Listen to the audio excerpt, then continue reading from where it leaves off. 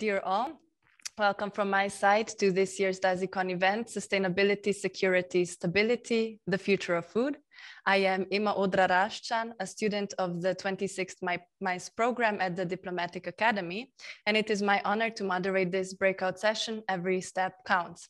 Big change can often be achieved when enough individuals take a couple of small steps in the right direction. So with the motto, every step counts, this session explores, analyzes, and compares different ways in which individuals can consume food more sustainably.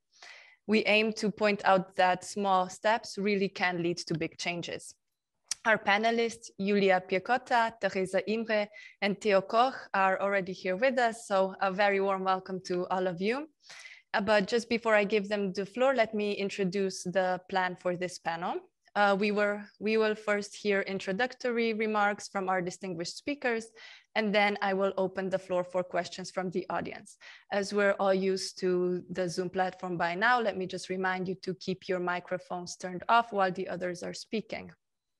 Now, there will be two ways to pose questions at the end. The first possibility is to write your question in the chat, and then I will pose the question for you. But if you wish to ask the question yourself, you must still ask the question in the chat, and then we will give the floor over to you. But I will once again remind you of this at the end when the Q&A session is about to start. Now, today, we are here to get into conversation with three inspiring speakers whose work certainly shows that an individual with their small steps may bring together a community which lives a sustainable reality. And I would like to introduce the speakers one by one before they speak. So without further ado, I would like to present our first speaker of the evening, and that will be Piechotta. She is a co-founder of Spoontainable and their head of marketing and finance. As regional spokesperson for the Federal Association of German Startups and as project manager at Hey Innovation at the University of Heidelberg, she is committed to expanding the startup ecosystem in Baden-Württemberg. And Julia, the floor is yours. Thank you so much for the introduction, and a warm welcome from my side. My name is Julia. I'm one of the co-founders of the startup Spoontainable, and I'm very happy to be here today and hope to give you some insights from my side here in Baden-Württemberg, but also from our startup and our philosophy. So maybe to give you a better understanding and feeling what we are doing in our startup.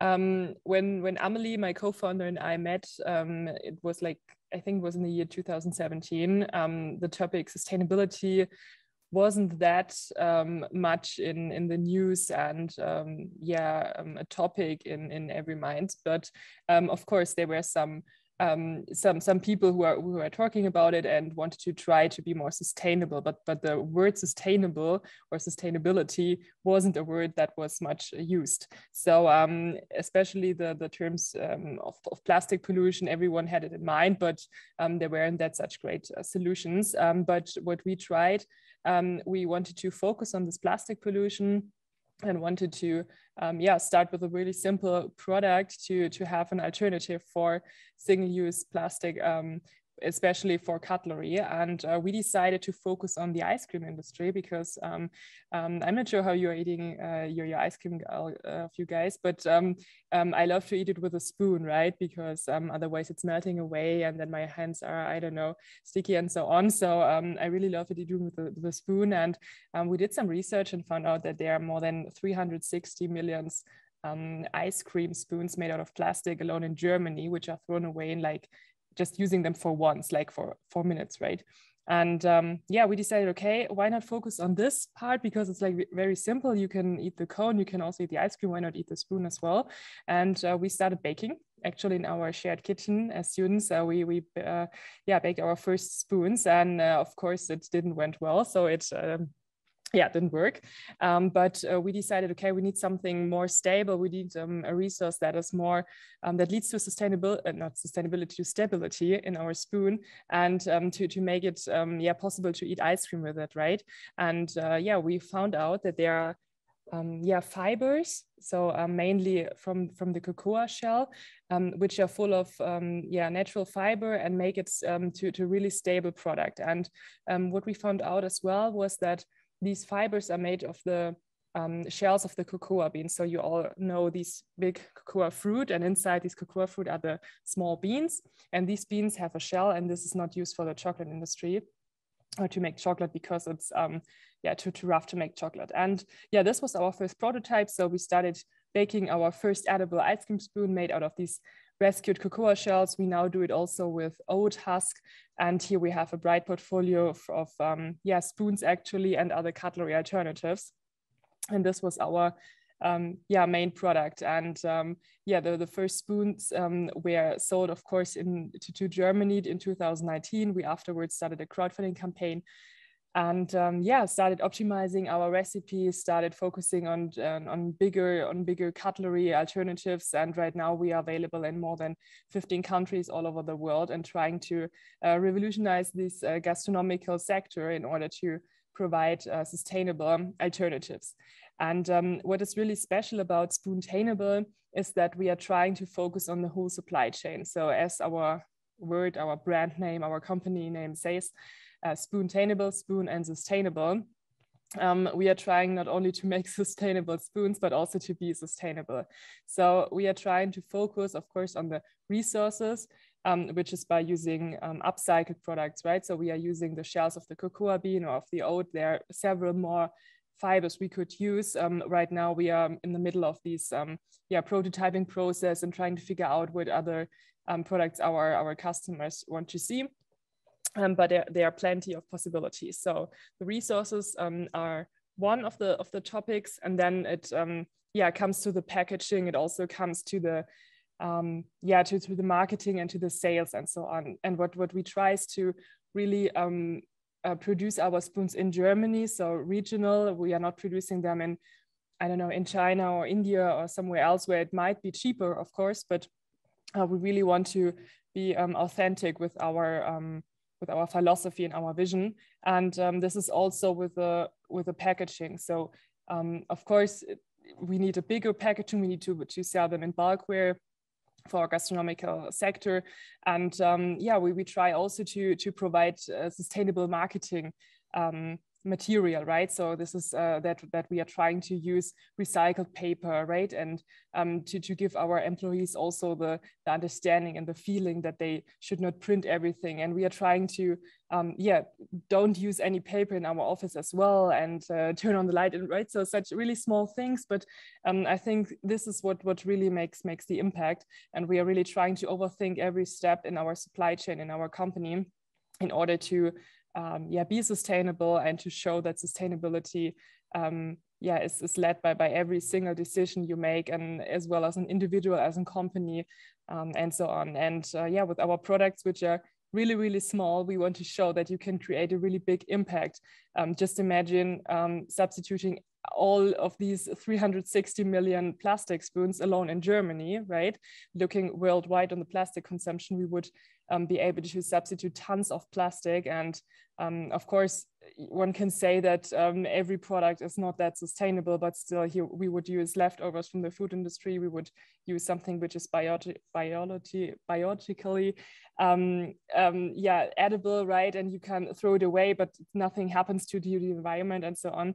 And this is what we want to show, that sustainability is led by every single decision, and that it's really easy to change something, and that it's about the customer who decide what the industry provides, right? So if we as a customer decide to be more sustainable and to pay more for sustainable products, then the industry is also producing it. Because what we also have with we have several discussions, of course, with distributors or our customers, that people won't pay for 10 cents for a sustainable spoon, for example, at an ice cream parlor, but talking to customers or our community, they would pay. And I think sometimes it's about the marketing and about the communication, and maybe about the people itself who are really focusing on the margin and want to earn so much money that they are not looking to the left and to the right, and not really living their sustainable responsibility as entrepreneurs, as companies, right? As not only big companies, but also the smaller ones, the gastronomicals and so on. And from my opinion, it's really important that everyone looks at every supply chain step and looks to the left and to the right in order to have a sustainable, a sustainable vision, because everyone is somehow responsible for our planet, right? Yeah, and this is what we do. We try to make a small impact and hopefully be one of a big community in sustainability. And I'm really looking forward to your questions afterwards, and I'm happy to hear all the other panel inputs right now. Thank you so much. Thank you so much, Julia. It's very interesting to hear that every step counts if there is a broader picture and if every decision is also considered. So next, I give the floor over to Theresa Imre, a founder and CEO of markta.at, a digital marketing distribution and logistics platform that brings sustainable products from family-owned and small businesses from the countryside to the cities via innovative ways. As the founder and managing director of markta.at, the online marketplace for regional food, she now employs 20 people, she told me. So Theresa, I give you the word. Thanks a lot for the introduction. Hi there, I'm really happy to give you also some input from my side. What we're doing, we're a digital farmers market, as it was introduced. And I personally grew actually up in the countryside, and I was always very, very eager to understand where our food comes from. We all know that from the gardens of maybe even of our grandmothers, that we're still, used to understand how food grows. But I feel like over the last really 50 years with globalization and certain market mechanisms that actually were established, the small farmers have it the most difficult to survive. Basically, it's a big issue about efficiency, why our food system is the way it is right now. And it was built up on a very much profit-seeking aspect, as I would rather summarize the global tendency we have. We supply our food and vegetables from countries that have the lowest income. That's basically my biggest issue. Also understanding the price of food we pay. I really think that we need a system where the producer is being pushed more, it gets more power, because he or she has the opportunity to then also invest into sustainable production methods. It's very easy to basically have industrialized or monocultures, because basically everything is being optimized to high yields, high production, and so on. But I think what we have forgotten over the last decades is really the true cost and true value of our food, basically. And this is what I think is the biggest mission of markta, not only to find a new network of getting the food from farm to fork, but also really giving food and the entire topic of sustainable consumption a broader message. So we work together with 180 small farmers and family farms. As I was saying, in Austria, we have a sustainable and circular economic logistics system, which basically works in different ways. On the one hand, it gets the food from the different farmers clustered without any food waste in our storages, because everything that we basically order with markta is only being harvested to the production. There is no surplus in our system. And on the other hand, it's also about finding different ways of last mile solutions. So how does the package really derive to your home? Do you pick it up in certain places so that even community building is integrated? We're planning already some promotions for this year, for example, where we're working again with pop-up farmers markets, just to really bring the people together. Because one of the biggest learnings that I have had is it's not just about speed or about big assortment and so on. It's about the true connection that people are missing very often. And I do believe that connection can be built up with also getting people together physically. So if you as a person meet the producer who actually is responsible for the food production, you get a certain relationship where the value also grows. And I think that's the importance that we should focus on in the future, is finding platform models where we integrate the knowledge that is existing, where we work together as people on sustainable methods and not just optimizing systems for the sake of profit maximization. And yes, it's a bit tough in the current system. Startups are under a lot of pressure of growth, of different financing models and so on. I think that's an interesting way of trying to match. And I think my two panelists that I'm talking with together now on also have similar challenges. I think the biggest issue is that we have to get the message out there. So then also finance markets basically will shape their decision makings, and a lot is already happening. I also agree that in 2017, it was the same year when I founded, it wasn't so much out there, but a lot is changing. And I think we should always keep up the optimism and raise our voices so our future will be better, I think. Thanks. Yeah, thank you so much. I think that we can all see that every step counts, but it counts if there are micro steps within those steps. And yes. I found it very interesting that you mentioned how we've forgotten the true value of food and sustainable consumption. So that's definitely a food for thought for the rest of us. And now, lastly, I invite Theo Koch for his contribution. So taking on positive political influence to help shape the future as a public affairs specialist at Too Good To Go. Theo Koch is committed to ensuring the battle against food waste. The Too Good To Go app lets you buy and collect food, which would otherwise be thrown away from stores, so it gets eaten instead of wasted. He shares international experiences from 16 countries with political decision makers and works every day to ensure that food is not wasted. So Theo, welcome, and the floor is all yours. Thanks, Emma. Thanks a lot. So let me start by introducing Too Good To Go. Too Good To Go is a social impact company against food waste. We are mostly known for the Too Good To Go app against food waste. Just as you just mentioned, it brings users together with companies with surplus foods. But let's be honest, we all know that it's going to need more than an app to end food waste entirely. And that's also why we at Too Good To Go are trying to be more. We're trying to build a movement against food waste by sharing tips and tricks with our community. We're teaming up with other companies to raise awareness for the issue. And as you mentioned, we're trying to persuade politicians to do something against food waste on their end as well. But today we want to talk about the steps that we as consumers can take to make our food system more sustainable. And let me start by saying that obviously there are going to be a lot of steps that we're going to have to take.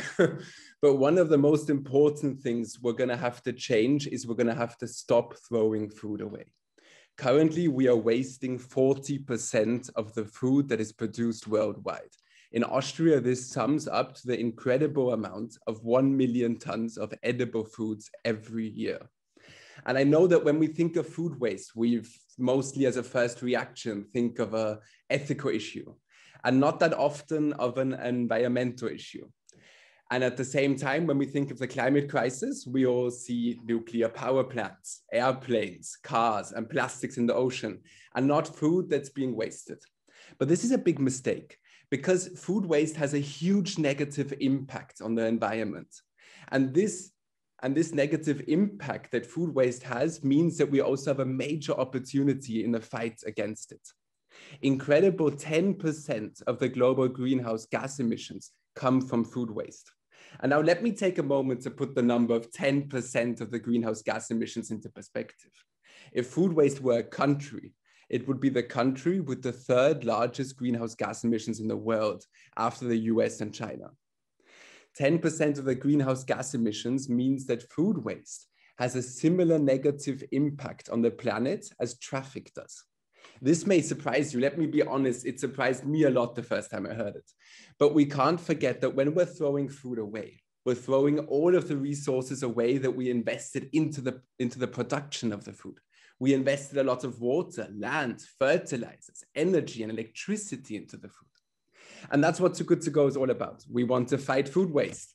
The idea of our app first came to our founders when they went out for dinner in Copenhagen and observed how the leftover food, which was still perfectly fine, was thrown away at the end of the day. And after a short investigation, they realized that this is common practice in most restaurants. So they founded Too Good To Go. They wanted to use digital technologies to fight food waste by bringing consumers together with restaurants, supermarkets, bakeries with surplus foods. Our users can then pick up the food for 1/3 of the price from our partners before it's thrown away. Today, Too Good To Go is active in 17 countries and has saved over 120 million meals so far. In Austria, we are now active since 2.5 years, and our 1 million users can save food from our 4,000 partners. But as I mentioned before, we at Too Good To Go know that we do offer a practical solution to our users and to consumers to fight food waste in their local communities. But we know that to stop food waste entirely, we're going to need more than an app. On this panel today, I think that we're listening to 3 of probably hundreds, if not even thousands, of good examples of sustainable innovations that can enable consumers to make their food behavior more sustainable. But the existence of these offers isn't enough. Our app is the best example for this. Our app doesn't eat any food. It only enables and empowers consumers to do so, to save the food before it's thrown away. And I guess that's why, as in so many other areas, it's therefore essential that consumers become aware of the impact of their personal behavior towards food and use the lever of demand to make our food system more sustainable. Thanks for the opportunity to speak about this super important topic today, and I'm looking forward to the discussion. Thank you so much, Theo. And I feel like your point of food waste being thrown away, that we also throw away kind of the resources put into it. And then going back to Theresa saying that we kind of have forgotten that a system where a producer has more, that we kind of need a system where a producer has more power to say how they wish to make more sustainable impact forward is an especially important one. So now we have come to the Q&A session, and let me just remind you once again to our audience how this goes. There's 2 ways of asking questions. The first possibility is once again to write the questions in the chat, and then I will pose the questions for you. And then the second option is that you once again send the question to the chat, but you pose the question yourself, and then we give you the floor. And if you do speak, please just have your camera turned on so we can see you, and we can have more of a lively discussion, although all in virtual form.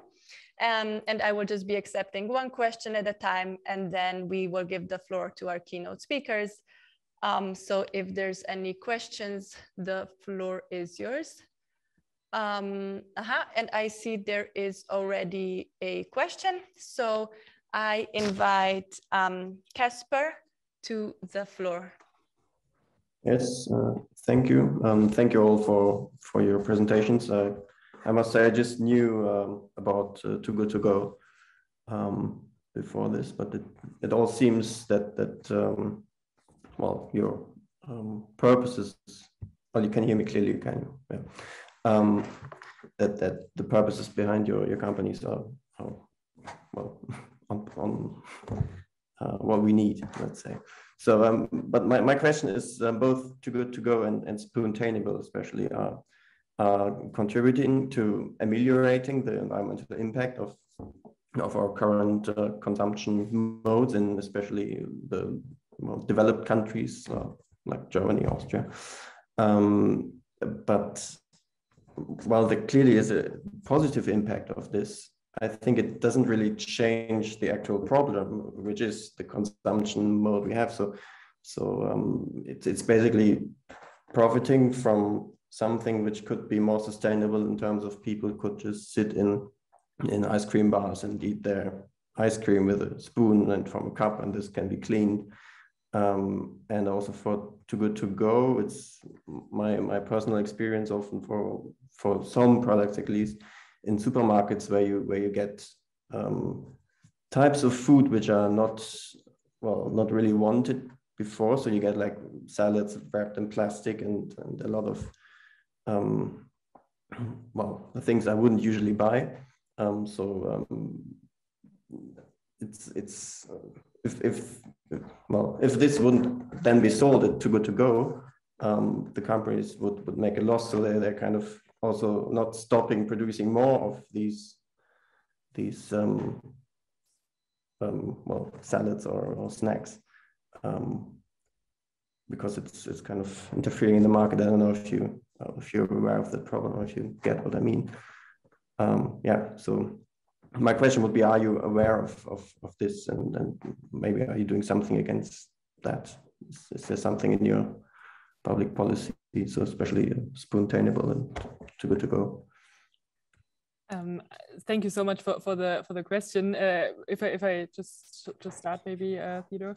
Okay, so I'm not sure if I got it wrong, but your your question is if we are aware of the main problem, the basic problem, right? Yes. And if we are trying to, in our case, do something against the general plastic consumption or production, right? Something like that, right? Is this your question? Okay. Or the mode of how you would eat ice cream in that case. Yeah, sure. I mean, of course, when we are talking about how you would eat ice cream, of course, there are people who don't need a spoon, definitely. But looking at the general picture, ice cream is just one product we started because this was easy, and we knew that there are a lot of people or a lot of spoons made out of plastic which are thrown away. So in our case, looking really simple on it, it doesn't matter if someone's eating their ice cream with a plastic spoon or not. It's the number and the amount of plastic spoons thrown away. If it's an ice cream or a dessert or frozen yogurt, I don't know, it doesn't matter, but there are people who are using it, and it's consumed, and we need to show people that there are alternatives, and that they don't need to use the spoon, but they can use a more sustainable alternative. If they are not using it, perfect. Then our business model wouldn't make any sense, and we would or need to think about another product. Totally fine, but I would be very happy if this is the case. But if people would not eat their ice cream with spoons, I totally agree. I would be happy. Of course, we are not saying to the people, don't use spoons at all. This is not what we are trying to say. What we want to say is that we want to show them that they don't need to use single-use packaging, that there are, yes, like I said, several alternatives. And this is what we are focusing on, to make consumption, to overthink your consumption by getting an edible spoon. You think about it and you maybe recognize just by eating ice cream that all the years you have used, like, I don't know, or created so much waste. And even if this comes into your mind, and then you will rethink every step and every decision in your consumption. If we can achieve this, this is the first step, and we would be very fine with that. And of course, we also know that plastic in several industries is really, really important. Looking at the healthcare system, I mean, health and in the medicine, it's really important to have plastic. It's sometimes there is no other alternative, right? But we want to try to make consumer overthink their decision. So this is what we are focusing on. I hope this somehow answers your question on the Spoontainable side, but of course, right now we need to hear what Good to Go has to say, right? Thanks. Thanks, Casper. Let me say something up. Let me answer your question with an absolute crazy answer from a business perspective. We at Too Good To Go would love to run out of business. Yeah, you're absolutely correct. The best case would be we don't have any food waste anymore. We don't need our app. We don't need anything. Yeah. But the truth is that at the moment we do. We're throwing away 40% of the food that's being produced, and something that we really are feeling, and that's just a really important point to make, is that it's definitely going to need more than our app to tackle food waste. We're probably the most important part is we're going to need a shift in like consumer awareness, in like what we buy. Like when I go to the supermarkets, do I check my fridge before I go whether I've got enough food? What do I really need? Yeah. So you're 100% correct. That's also the reason why we are Too Good To Go kind of using the app to also build a movement against food waste, because we feel like it's all about agenda setting. It's just important to really raise awareness about food waste, the huge, enormous negative impact that it has on the environment, to really empower and also inspire consumers to do something against it. So yeah, you're 100% correct. Yeah, Too Good To Go shouldn't exist. I would be really happy if it wouldn't exist really soon anymore. Yeah, but at the moment, it's also an important instrument for us to just inspire and empower people to do something against food waste. Yeah. Yes, but I just wanted to know, maybe does it then on the other hand, maybe, or is there awareness for the point that the existence of Too Good To Go or similar systems could make the situation even worse, because thinking in a large scale project, then the supermarkets don't really have to think about their production methods, if you say so. Yeah.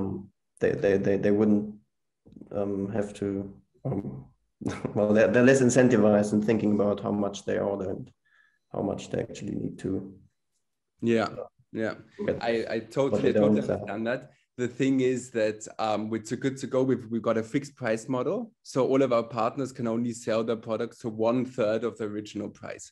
So the margin is so small that it's like from a business perspective, it's not an incentive to really produce extra for the app. Yeah, just because the margin is too small. And besides that, that's also something that we proactively also look out for. Yeah, if we have partners where we have the feeling that they're really selling a high number of magic bags, then we would approach them again and we would talk to them about them. We would be like, okay, guys, we're not sure that you 200% understood the model and what it's about when an initiative against food waste. But yeah, definitely, it's definitely something that one has to be really cautious about.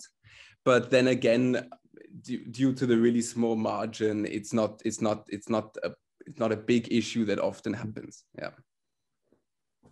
Thanks. Sure. Thank you so much. There's many more questions, so I just like to remind the audience who ask questions to keep it brief so that others also have a chance to ask. And I see that also Nada wished to ask a question. So Nada, the floor is yours. Thank you. Thank you for giving me this chance and for this perfect presentation. I would have a question regarding actually fast food as a consumption of fast food. So in your opinion, do you think there are enough endeavors from your national institutions in raising the awareness of people of the increasing consumption of fast food because of our current lifestyle? Plus, like, is there also like enough policies to lessen the production and the consumption of this kind of food, especially also from the industries itself, the companies that works on fast food? Thank you. Nada, I don't know, did you have anybody especially in mind for answering the question? I think maybe if I just jump in there to also give my 2 cents on that opinion, I think no, there's too little to be done. I think we should have a much more clear, policy measures in that essence. It shouldn't be actually just focused on the local policy. The problem is, I think it should be focused on the EU level, certain measures, and the EU Green Deal is actually aimed towards certain and a lot of measures that we all are desperately in need of. But I think the problem then really is the current, I would even say, neoliberal aspect that business actually rule. And the problem is that we should actually give certain measures in terms of policy making, government, in my opinion, much more weight. Otherwise, we're not gonna change the system itself. So I would definitely go for stronger regulations in many areas, definitely for this fast food aspect, because it's about transparency, basically. I think if we want to have consumers that make conscious choices, we should provide them on the one hand with the education, and very often the education is even lacking in terms of how food is, good for your health, good for the health of the environment, and so on, because you have to start at the base, I guess. And I do believe that I feel that actually talking to younger people, they have much more awareness already than talking to older people on that aspect. So I'm very optimistic that with coming generations, it's going to go in that direction. But on the other hand, it can't only be on the level of the individual choice. I do believe that we have to tackle the thing bottom up, but top down as well. Otherwise, I think we will be missing the time for everybody to recognize. So I think it's actually the responsibility of political institutions to give clearer paths, what is possible and what not. Just as a quick example, I think it shouldn't be allowed to import certain products to, for example, Austria, that are being produced under loan conditions or environmental conditions that are not officially regulated here the same way. Otherwise, you have automatically a problem that the products that are just being produced cheaper will always have the broader margin. It's the same with fast food. So just to summarize and keep it quick, yes, I definitely think it should be a policy measure. And I think it's lacking definitely at the moment because everybody's being much too afraid cutting down certain standards of the industry. I think we need just a big call on that. But Theo also has something to say on that. Yeah, I have something to add to that. To be honest, I think that you're making a really important point because, of course, at the end of the day, it's about demand, it's about consumer behavior, but we will need more transparency to enable consumer behavior and the level of demand. And on terms of food waste, for example, we've got a huge issue with the best before date, which is a European legislative agenda, yeah, where just consumers misunderstand the best before date and think that the food isn't edible anymore, and that once the date has passed, they have to throw it away. But that's just not what the date says, yeah. The date doesn't say anything more as the color can change, or it can maybe smell a bit differently, but it definitely doesn't say anything about whether it's edible or not, yeah. And I think that this is a good example of, yes, we need to empower consumers, but we also need to give the consumers the transparency that they need to make the sustainable choices. Yeah. And if we take it for the best before date issue, for example, it's just not there. Incredible 10% of food waste in the European Union occur because of this misunderstanding. And that's just madness. That's just something that we have to change on a regulatory basis. Yeah.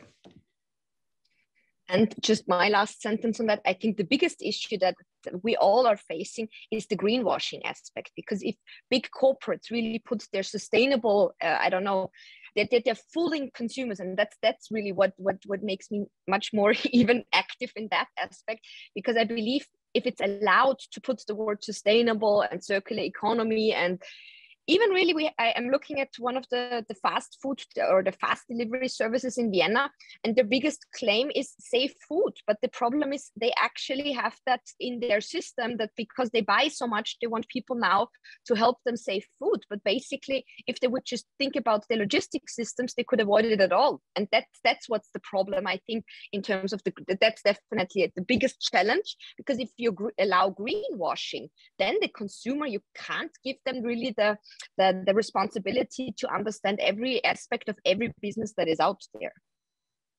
So thank you so much.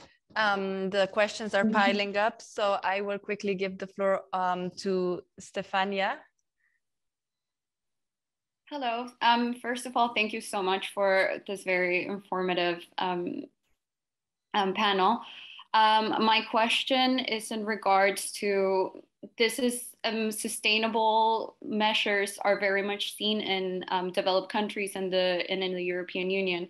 But for example, as someone who comes from Honduras in Central America, what can we do to implement more sustainable practices in lower income countries that may not always have the resources or education or information that more developed countries have? Thank you.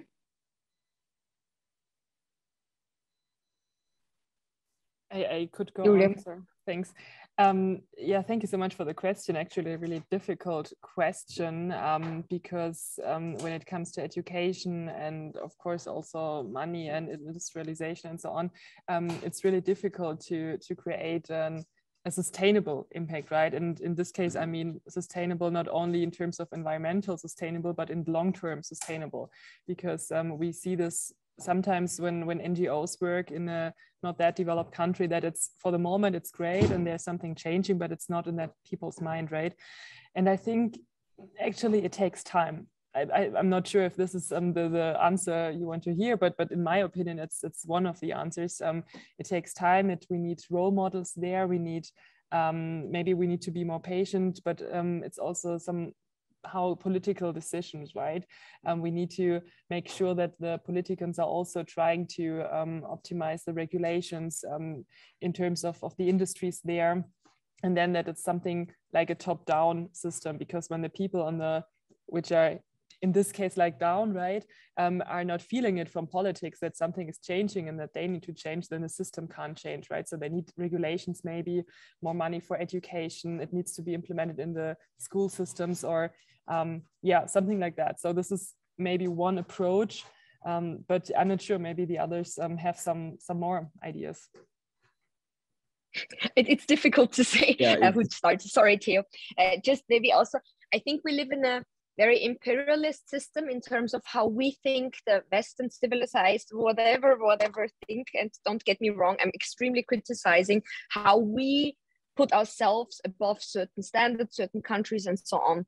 So I think the only way is to really truly pay fair prices from our side. If we, for example, if it would be possible to really say products being imported have to be paid according to the same prices, you would actually be much more freeing people in certain aspects that you don't make them dependent. I even think that certain aid programs international organizations do sometimes don't enable the people, but make them dependent again of those aid structures. You have to give the people the tools wherever they are. And even in people in Austria, for example, the family farms, if they don't have the tools and the means, so the financial means to work and be independent, it's just not possible. So I think we have to rethink our way of the, definitely imperialist colonialist structures, even that we still have, thinking that we can exploit and simply take, I don't know, feel like we own it. And that's my biggest issue, basically, in terms of the global systems. But you can only do that by paying people fair, and then they can survive. Otherwise, they're always dependent on having little aids. But I think that's really the wrong aspect. Yeah, I mean, speaking from a food waste perspective, there are also major differences between the global north and the global south. What we, for example, see is that also the challenges are different, because we see that in the global north, most of the food is thrown away at the end of the value chain. So really the food that we buy, or we get somewhere and then we take home with us, and then we throw it away without eating it. In the global south, more food is lost in the beginning of the value chain. So it's a more agriculture matter. So what we would definitely need, it would be more supports for logistics, but also cooling facilities, for example, to really build an infrastructure to then again, and I think this is where the circle kind of closes, is to empower people to do something against food waste. But it's always important to have a look at the different challenges that are faced on different parts of the world, because that's definitely, at least in food waste terms, a major issue. Yeah.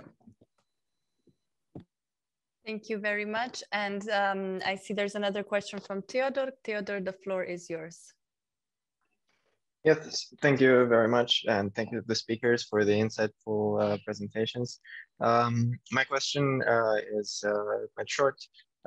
So I'm interested in VC investment in your sector of sustainable innovation startups. What's your experience with it? Is there generally trust in sustainable startups from investors? And maybe what are the most important aspects in a pitch to investors? Thank you. Just because, before I give the floor, I would just like to remind the speakers we have 3 more minutes, so a minute per speaker. Okay, then I would start. I'm feeling that something's changed in this sector. I would say a few years ago, sustainability wasn't that case, or wasn't maybe not that prioritized by VCs, but from our experience in our last funding round, we recognize that there's a lot of more VCs, but also business angels who are focusing on sustainability and really want to see how your company has an impact on sustainability, even if you're not a sustainable startup or company itself, right? So even if you're maybe a tech startup, they want to see how you, how sustainable you are.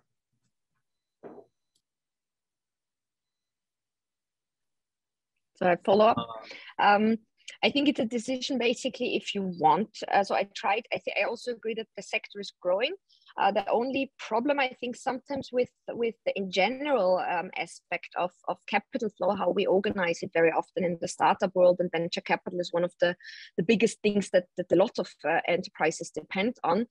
I think the problem is that most VCs, also have their time frame. So you have to basically be able to also guarantee, or at least guarantee certain aspects of growth within, I don't know, I would say 5 to 7 years or something around that. And I think that's definitely the problem in itself. Either you are trying to head for growth and revenue and so on, and basically you're also heading for an exit strategy very often in that sense.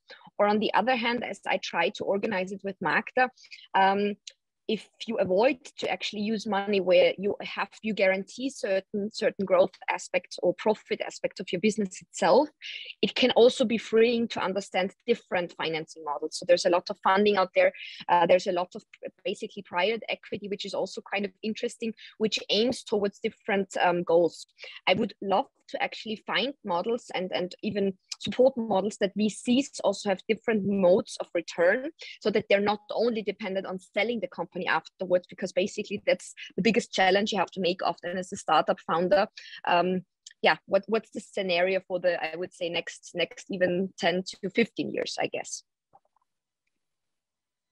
Yeah, but especially I have observed that there are lots of NGOs and international circular activities that which can be supported, especially in India as and all. There are lots of tie-up with the countries, MOUs, that the awareness program will be helpful. But NGOs, those who are especially focusing on food empathy production, it will be, I think, more helpful.